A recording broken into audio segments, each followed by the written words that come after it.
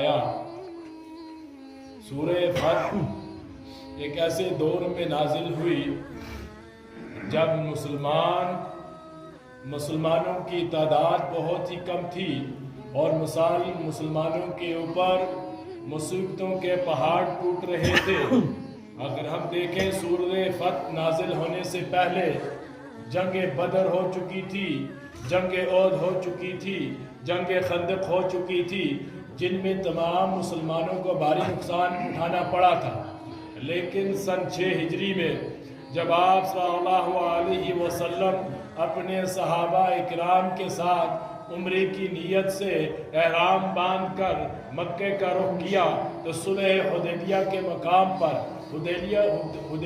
मुकाम पर कुफार मक्का ने मुज़ाहमत की।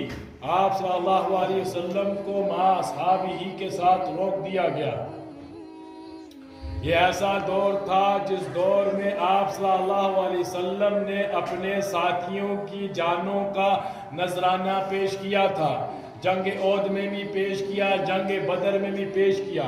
लेकिन अब आप सल्लल्लाहु अलैहि वसल्लम ने नियत फरमाई थी कि अल्लाह के घर का तवाफ किया जाए, बैतुल्लाह पे नज़र डाली जाए, बैतुल्लाह का तवाफ किया जाए और उम्रे की नियत से सहाबे किराम के साथ रवान दवा हुए। लेकिन हुदैबिया के मकाम पर कुफार मक्का ने मुज़ाहमत की। आप सल्लल्लाहु अलैहि वसल्लम को उम्रा करने की इजाज़त नहीं दी गई। लेकिन आप सल्लल्लाहु अलैहि वसल्लम ने कुफार मक्का के साथ बातचीत करने के लिए, उनसे मुशावरत करने के लिए अपने एक सफ़ीर भेजा, जिनका नाम हज़रत उस्मान रज़ी अल्लाह ताला अन्हु है। हज़रत उस्मान रज़ी अल्लाह ताला अन्हु सफ़ीर की हैसियत से मक्के गए। लेकिन जब वो मक्के गए, इधर हुदैबिया के मुकाम पे मुसलमानों में ये खबर फैल गई कि नाउज़ुबिल्लाह हज़रत उस्मान को कुफार मक्का ने कत्ल कर दिया। उस ज़माने में भी और आज के ज़माने में भी कि जो सफ़ीर होते हैं, एम्बेसडर होते हैं, इनका कत्ल करना इखलाकी तौर पे भी बुरा है और कानूनी तौर पर भी ये बुरा है। एक दूसरे के सफ़ीर जो होते हैं, एलची कासिद जो होते हैं, इनको कत्ल नहीं किया जाता। लेकिन ये अफवाह जब मुसलमानों में हुदैबिया के मकाम पर फैल गई, तो आप सल्लल्लाहु अलैहि वसल्लम ने एक दरख्त के नीचे तमाम सहाबे किराम से इस बात पर बैत ली कि आप सब उस्मान के कत्ल का बदला लोगे। यानी दूसरे अल्फाज में हम ये कह सकते हैं कि इन्होंने जो बैत की वो मौत पे बैत की। सहाबे किराम ने एक किस्म की मौत पर बैत की, यानी हम मरने के लिए कुर्बान हो जाएंगे। लेकिन जब वो बैत कर रहे थे, अल्लाह रब्बुल इज़्ज़त ने कुरान करीम में आयत नाज़िल फरमाई, लक़द रदियल्लाहु अनिल मुमिनीना इज़ युबायिऊनका तहत अश-शजरति, कि अल्लाह उन मोमिनों से राजी हो गया जो आपसे दरख्त के नीचे बैत कर रहे थे। तो वो बैत करने वाले सहाबे किराम थे। लेकिन आप सल्लल्लाहु अलैहि वसल्लम की दूर अंदेशी को देखिए कि इस फजीलत से कहीं उस्मान गनी महरूम न हो जाए। फिर एक मरतबा आप सल्लल्लाहु अलैहि वसल्लम ने अपना हाथ मुबारक, दस्ते मुबारक ऐसे रखा और दूसरा हाथ ऊपर से ऐसे रखा और कहा, ये हाथ जो है उस्मान की तरफ से है और उस्मान की तरफ से मैं बैत करता हूँ। इस तरह हज़रत उस्मान को भी इस बैत में आप सल्लल्लाहु अलैहि वसल्लम ने शरीक किया। आगे फरमाया, फ़अलिमा मा फ़ी सुदूरिहिम, तो अल्लाह जानता है जो कुछ उनके दिलों में है। तो इस आयत से यह मालूम पड़ा कि बैत करने वालों का जो नियत थी, जो दिल था, वो पाक और साफ था। बैत करने में उनके दिल में किसी किस्म की कजी नहीं थी, यानी न मुनाफकत पाई जाती थी, न हसद पाया जाता था, न बुग़्ज़ पाया जाता था। यानी खुलूस दिल के साथ उन्होंने अल्लाह के रसूल के लिए अपनी जानों का नजराना पेश करने के लिए बैत कर दी। ये उनके मकाम का, उनके ईमान का ये मुकाम था, ये मर्तबा था کہ سوچے سمجھے بغیر انہوں نے جیسے نبی نے کہا کہ مجھے اپنی موت پر اس بات پر تم میرے ساتھ بیعت کرو کہ عثمان کے قتل کا بدلہ لیا جائے گا، یعنی یہ بیعت کرنی یعنی موت کے ساتھ بیعت کرنی تھی، اور انہوں نے اس بیعت کو مکمل کیا۔ اور اللہ رب العزت نے جو آیت کی اس ٹکڑے میں فرمایا فَعَلِمَ مَا فِي صُدُورِهِمْ، اللہ ان کے جو کچھ ان کے دلوں میں ہے اللہ ان کے دلوں کو جانتا ہے۔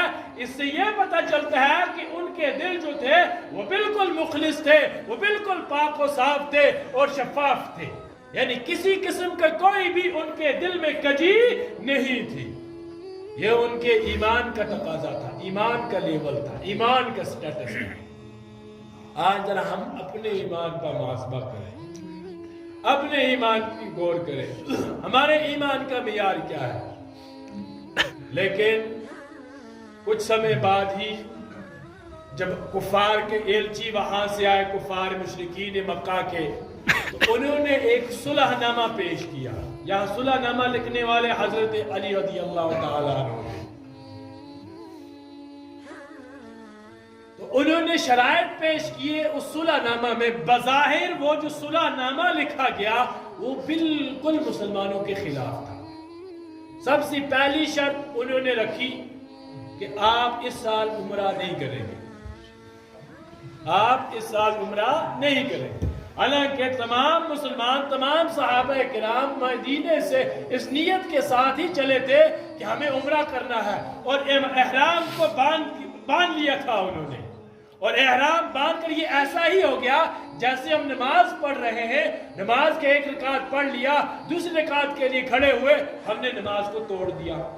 احرام کو توڑنا ایسا ہی ہو گیا جیسے نماز توڑ دینا۔ سب سے پہلے انہوں نے یہ شرط رکھی کہ اس سال آپ عمرہ نہیں کریں گے۔ دوسری شرط انہوں نے یہ رکھی کہ جو مسلمان مدینے سے بھاگ کر یا مکر کر مکے آئے گا ہم ان کو واپس نہیں بھیجیں گے، واپس مدینے نہیں بھیجیں گے، اور جو مکے سے مدینے آئے گا مسلمان ہونے کے لیے آپ ان کو واپس بھیجیں گے۔ کیسی الٹی شرط ہے یہ کہ جو مدینے سے مکے جائے گا اس کو ہم واپس نہیں کریں گے، وہ ہمارے گروہ میں شامل ہو گیا، ہم اس کو نہیں کریں گے، لیکن مکے سے جو اسلام قبول کرنے کے لیے مدینے آئے گا آپ اس کو واپس کریں گے۔ کیسی امتحان کی گھڑی تھی یہ۔ اور یہ صلح نامہ لکھا جا رہا تھا، اسی وقت حضرت ابو جندل آگے، وہ کفار کی قید میں تھے، بیڑیاں ہاتھوں میں پیروں میں لگی ہوئی ہیں، بھاگے ہوئے آگے۔ یہ نقطہ، یہ شرط لکھ دی گئی تھی کہ جو بھی آئے گا مکے سے اس کو واپس بھیج دیا جائے گا۔ تو اسی وقت حضرت ابو جندل تشریف لے آئے، کیونکہ آپ صلی اللہ علیہ وسلم نے یہ معاہدہ لکھ کیا تھا، یہ معاہدہ ہو گیا تھا، یہ تحریر میں ایڈ ہو گیا تھا۔ تو آپ صلی اللہ علیہ وسلم نے فکر کیے بغیر آپ نے حضرت ابو جندل کو ان کے ساتھ بھیج دیا۔ ابو جندل کہہ رہے ہیں کہ میں آپ کے لیے آیا، اے نبی صلی اللہ علیہ وسلم مجھے ان کے ساتھ مت بھیجیے، یہ مجھ پر ظلم ڈھاتے ہیں۔ تو کہنے لگے، فرمانے لگے کہ میں نے معاہدہ کیا ہے، میں نے وعدہ کر دیا ہے، یہ اس کو میں توڑ نہیں سکتا، وعدے کی بے وفائی نہیں کر سکتا۔ ذرا آج ہم اپنا محاسبہ کریں، ہم اپنے وعدے کے کتنے پابند ہیں، ہم کتنے وفا کرتے ہیں اپنے وعدوں کو، کتنی باتیں ہم کرتے ہیں، کبھی کیا ہم نے وعدہ اپنا پورا؟ یعنی اس سمے دونوں کی آزمائش کا وقت تھا۔ ایک طرف جناب محمد رسول اللہ صلی اللہ علیہ وسلم کی ذات اقدس تھی، دوسری طرف حضرت ابو جندل تھے جن کو کفار کی قید سے جو فرار ہو کر آئے تھے، لیکن آپ صلی اللہ علیہ وسلم نے ان کفار کے ساتھ ہی انہوں کو واپس بھیج دیا۔ کیسی اضطراری حالت تھی اس سمے۔ اور آپ صلی اللہ علیہ وسلم کو جاتے سمے ابو جندل نے کہہ دیا کہ آپ نے اپنا وعدہ پورا کر دیا۔ تو ابو جندل جب دو کفار جو تھے تلوار ان کے ساتھ تھی، ایک نے ایک طرف سے پکڑا، دوسرے نے دوسری طرف سے پکڑا، لے جا رہے تھے، تو ابو جندل جو تھے وہ ان کی تعریف کرنے لگے، یعنی ان کے خصائص کو بیان کرنے لگے، خوشامد کرنے لگے، یہ کہہ دو بٹرنگ کرنے لگے۔ تو جب ان کی وہ تعریفات انہوں نے باندھی تو وہ اپنی تعریفات سننے میں ہی مگن ہو گئے. ارے یہ تلوار کتنی اچھی ہے تمہاری, کہاں سے خریدی اتنی خوبصورت تلوار. تو انہوں نے ان دونوں نے ان کے ہاتھ کو چھوڑ دیا اور وہ چل رہے ہیں.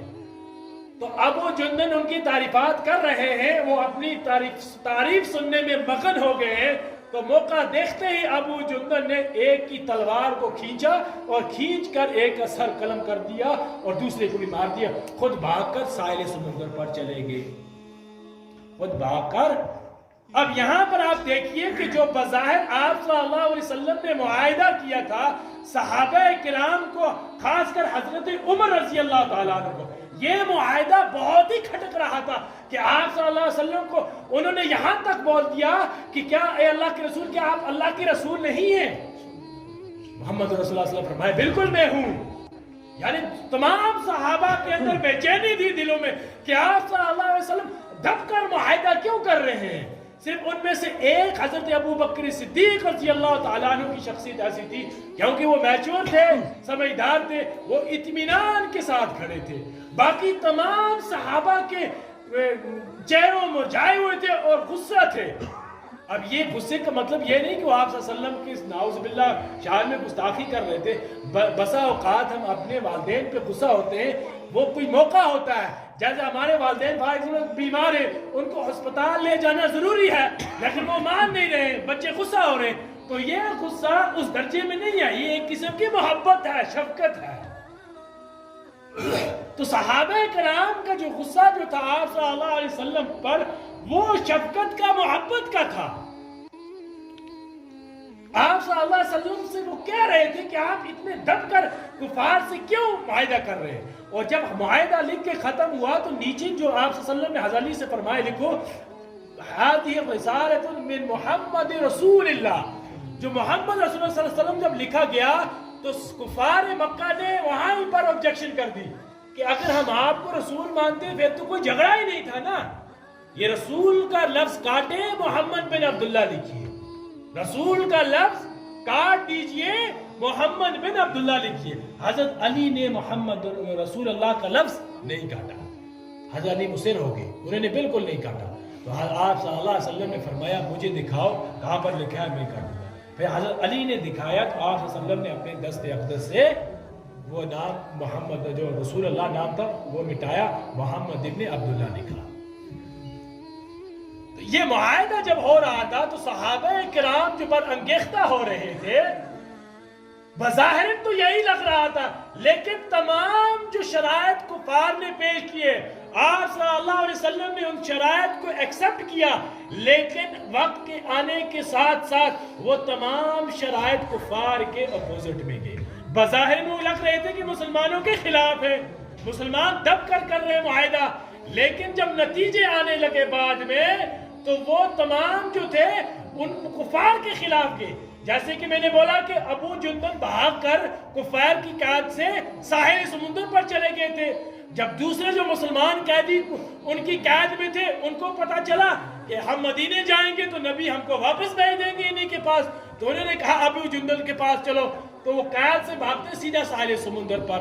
اب انہوں نے کیا کرنا, وہاں جب ایک گروہ جمع ہو گیا, انہوں نے کیا کرنا شروع کر دیا, جو کفار مکہ کے تجارت کے قافلے آتے ان پہ شب خون مارنا سٹارٹ کر دیا. اب جو بھی قافلہ آتا اس کو لوٹ لیتے, اور ان کو تو پتہ ہی تھا ہمارے بیوی بچے تو ہے نہیں, ہم پہ گھر ہیں, در بدر ہیں, تو ہمیں اپنی جان جب تک زندہ ہے تو لوٹ مار کے کھائیں گے. تو وہاں سے انہوں نے شب خون مارنا قافلوں پر شروع کیا. تو کفار مکہ تنگ آ کر آپ صلی اللہ علیہ وسلم سے درخواست کی کہ ان کو اپنے پاس بلا لیجئے. تو یہ شرط ان کی ایسے ٹوٹ گئی. تو یہ ان کے لیے یہ شرط کیا بنی, زحمت بنی. اللہ رب العزت نے صحابہ کی شان میں کہ لقد رضی اللہ عن المؤمنین اذ یبایعونک تحت الشجرۃ, کہ اللہ رب العزت ان مومنین سے راضی ہو گئے, خوش ہو گئے جو ایک درخت کے نیچے آپ سے بیعت کر رہے تھے. فعلم ما فی قلوبہم, وہ بالکل مخلص تھے, ان کا دل کینے سے بغض سے بالکل پاک و صاف تھا اور منافقت سے پاک و صاف تھا. وہ بالکل خالص اللہ کے لیے یہ بات کر رہے تھے, نبی کے لیے بات کر رہے تھے. وَعَلِمَ مَا فِي صُدُورِهِمْ فَأَنزَلَ اللَّهُ سَكِينَتَهُ, تو اللہ نے ان پر سکینت کو نازل فرمایا. فَأَصَابَهُمْ فَتْحًا قَرِيبًا, تو اللہ رب العزت نے ان کو فتح سے ہمکنار کیا. جب اللہ رب العزت کے بتائے ہوئے طریقے پر انسان چلتا ہے تو غیبی مدد آتی ہے. تو اللہ رب العزت غیبی مدد فرماتے ہیں. صلح حدیبیہ کا واقعہ بظاہر ہمیں یہ لگتا ہے جب ہم پڑھتے ہیں سیرت کی کتب کہ یہ تمام جو شرائط کفار نے لکھائے تھے مسلمانوں کے خلاف تھے, لیکن جب ہم آگے چلتے ہیں 1 ہجری گزر جاتی ہے, بلکہ 3 ہی مہینے گزری ہوتی ہیں, ابھی سن 6 ہجری کے 3 ہی مہینے گزری ہوتی ہیں اس معاہدے کے بعد, وہ کفار تنگ آ جاتے ہیں, خود ان سے تنگ آ جاتے ہیں, خود وہ شرائط کو توڑنے کی کوشش کرتے ہیں اور درخواست کرتے ہیں آپ صلی اللہ علیہ وسلم کو کہ ان شرائط کو ختم کر دیا جائے. اور یہ تیسری شرط انہوں نے یہ بتائی کہ اب ہمارے درمیان 10 سال تک کوئی جنگ نہیں ہوگی. یہ تیسری شرط انہوں نے اپنے معاہدے میں رکھی کہ 10 سال تک کوئی بھی ہمارے درمیان جنگ نہیں ہوگی. آپ صلی اللہ علیہ وسلم بھی یہی چاہ رہے تھے تاکہ ان 10 جو معاہدہ ہوا امن اور شانتی بنی, اس امن اور شانتی کے ماحول میں دعوت دین کا کام کیا جائے, اسلام کو پھیلایا جائے. کوئے کاف سے لے کے چائنا تک پوری دعوت اسلام کو پھیلایا گیا. یہ کس نے پھیلایا؟ ہندوستان میں اسلام کیسے آیا؟ اسپین میں اسلام کیسے پہنچا؟ محمد بن قاسم کی جو فروانی ہے, محمد بن قاسم اگر نہ آتے تو ہم کہاں سے مسلمان ہوتے؟ اپنی ماضی کو, اپنی تاریخ کو مت بھولیے, اپنے فلاسفہ کو مت بھولیے. مسلمانوں کی تاریخ کا سنہرا دور گزرا ہوا ہے, لیکن مسلمان جو ہے اپنی تاریخ کو فراموش کر چکے ہیں. اگر ہم امام رازی کو پڑھیں, ابن رشد کو پڑھیں, فلاسفہ کو پڑھیں, ابن سینا کو پڑھیں, ابن قیم کو پڑھیں, ابن جوزیہ کو پڑھیں, آپ ان کی کتابوں کا مطالعہ کیجئے. آج MBBS کی کتابیں پڑھ رہے ہیں, سب سے پہلے جو انسائکلوپیڈیا الحلاوی نام سے لکھی ہے 9 جلدوں میں ہے. سب سے پہلے جو میڈیکل کے اوپر یہ کتاب لکھی ہے الحلاوی نام سے امام رازی نے لکھی ہے. امام رازی کی کتاب کو پھر انگریزوں نے منتقل کیا دوسری زبانوں میں, پھر وہاں سے استفادے حاصل کیے. ہم کو اپنی ماضی پہ مت پتہ ہے ہمیں, جب ہم نے پڑھا ہی نہیں. ہمارا ماضی سنہرا دور گزرا ہوا ہے, بڑے تاریخ کے درخشاں پہلو ہمارے سامنے آتے اگر ہم نے تاریخ کی ورق گردانی کی ہوتی. صحابہ کرام رضوان اللہ تعالی اجمعین آپ دیکھیں مکے اور مدینے میں تھے, پیدا ہوئے, لیکن آپ کو مکے اور مدینے میں ان کے جو قبریں بہت کم ملیں گی. شام میں دیکھیے, اسپین میں دیکھیے, فلسطین میں دیکھیے, پاکستان میں دیکھیے, کیا نام کہتے ہیں مصر میں دیکھیے, یہ کیسے وہاں پہنچے. عراق میں دیکھیے, وہاں کیسے صحابہ کی قبریں آئیں. یہ تو مدینے کی پیدائش ہے یا مکے کی پیدائش ہے. ارے یہ اسلام اور دین کی خاطر نکل گئے, انہوں نے ہجرت کر دی, جلا وطنی کی زندگی اختیار کر دی, دین کی خاطر, اسلام کی خاطر. اور آج ذرا ہم اپنا محاسبہ کریں. ایک صفت ان کی ایک اور بتائے گی سورہ فتح میں. ان جو صلح حدیبیہ میں صحابہ کرام تھے, ان کی ایک صفت اور بتائے گی. الذین اشداء علی الکفار رحماء بینہم, کہ جو لوگ صحابہ پہ زبان درازی کرتے ہیں. آپ کو جب پڑھا نہیں ہے, آپ کو صحابہ کرام میں قلب اندازہ یا زبان زدی نہیں کرنی چاہیے. امیر معاویہ میں نہیں بولنا چاہیے, ابو سفیان کے بارے میں نہیں بولنا چاہیے, حضرت حسن کے بارے میں نہیں بولنا چاہیے جب آپ کو علم نہیں ہے. ایک حدیث میں آیا ہے, نبی صلی اللہ علیہ وسلم نے ارشاد فرمایا, جس کی بھی میرے خاندان سے نسبت ہوئی, چاہے میں اس کا داماد ہوں یا وہ میرا داماد ہے, چاہے میں اس کا سسر ہوں یا وہ میرا سسر ہے, اس کے بارے میں آپ عزت اور اکرام سے پیش آئیے. اور امیر معاویہ جو ہے وہ آپ صلی اللہ علیہ وسلم, امیر معاویہ کی بہن آپ صلی اللہ علیہ وسلم کے نکاح میں تھی, حضرت ابو سفیان کی بیٹی. اور حضرت علی جو تھے آپ صلی اللہ علیہ وسلم کے داماد تھے. یہ جنگ صفین, جنگ جمل جو ہوئی ہے, اس پہ لوگ بہت کلام کر رہے ہیں, صحابہ کی شان پہ انگلیاں اٹھا رہے ہیں. اللہ رب العزت نے صحابہ کی مخلص ہونے کو قرآن میں بالکل واضح کر دیا ہے. کوئی گنجائش ہی نہیں ہے کہ صحابہ کرام کے خلاف ہم اپنی زبان دراز کریں. وہ اجتہادی مسائل ہیں, اجتہادی غلطی ہے. اگر حضرت عائشہ صدیقہ رضی اللہ تعالیٰ عنہ حضرت علی کے مقابلے میں تھی, وہ ان کی اجتہادی غلطی ہے. حضرت امیر معاویہ حضرت علی کے مقابلے میں تھے, وہ ان کی اجتہادی غلطی ہے. حضرت معاویہ کہہ رہے تھے حضرت علی سے کہ آپ قاتل عثمان کا بدلہ لیجئے. بھائی یہ اجتہادی غلطی ہے, اس پہ انسان عام آدمی کو زبان درازی نہیں کرنی چاہیے. آپ کے ایمان سلب ہونے کا خطرہ ہے, ایمان سلب ہونے کا خطرہ ہے. صحابہ کرام کے اوپر زبان کو مت نکالیے, اپنے الفاظ مت نکالیے. تمام صحابہ, جو ہمارا عقیدہ اہل سنت والجماعت کا, تمام صحابہ جنتی ہیں. جس نے بھی ایمان کی حالت میں جناب محمد رسول اللہ صلی اللہ علیہ وسلم کی زیارت کی, وہ تمام صحابہ جنتی ہیں. قرآن میں ان کی صفت بیان کی گئی, الذین اشداء علی الکفار رحماء بینہم. یہ جو درخت کے نیچے بیعت کرنے والے تھے, رحماء بینہم, یہ ایک دوسرے پہ کے بھائی چارگے کا, ایک دوسرے پہ رحم اور شفقت کا بڑا خیال رکھتے تھے. یہ ان کی صفت بیان کی قرآن میں اللہ رب العزت. رحماء بینہم, آپس میں ان کو محبت ہے, ایک دوسرے پہ محبت سے پیش آتے ہیں, ایک دوسرے پہ رحم کرتے ہیں. اس آیت سے بھی یہ پتا چلا کہ ان کے دل جو تھے وہ منافقت سے کیا تھے جی, پاک تھے. بالکل کسی کے دل میں ذرہ برابر بھی کجی نہیں آئی کہ نبی صلی اللہ علیہ وسلم ہمیں کس چیز پر بیعت کرا رہے ہیں, کس چیز پر ہم سے بیعت لے رہے ہیں. یعنی اتنا برابر بھی تھا. اس آیت سے یہی پتا چلتا ہے کہ ان الذین اشداء علی الکفار رحماء بینہم, رحماء بینہم. اس آیت کے اس ٹکڑے سے یہی پتا چلتا ہے کہ ان کے دل جو تھے وہ پاک و صاف تھے. آج ہم اپنا محاسبہ کریں, ہمارے دلوں کی کیا انتہا ہے. اللہ رب العزت فرماتے ہیں ایک جگہ قرآن کریم میں دل کے بارے میں, من اتی اللہ بقلب سلیم, جو کل قیامت کے دل سلیم لے کے آئے گا اس کے لیے جنت ہوگی. دل سلیم سے کیا مراد ہے؟ قلب سلیم. ایک قلب خبیث ہوتا ہے, ایک قلب سلیم ہوتا ہے. قلب سلیم بنائیے اپنا. قلب سلیم میں حسد نہیں آ سکتی, قلب سلیم میں منافقت نہیں آ سکتی, قلب سلیم میں غیبت نہیں ہو سکتی, قلب سلیم میں وعدہ نہیں توڑا جاتا ہے, قلب سلیم میں خیانت نہیں کی جا سکتی, قلب سلیم میں بے وفائی نہیں کی جا سکتی. یہ قلب سلیم کے خصائص میں سے ہے. اب اپنے دل کا محاسبہ کریں کہ ہمارے دل میں کیا کیا ہے. ہمارا دل قلب سلیم ہے کیا؟ اس دائرے میں ہم آتے ہیں.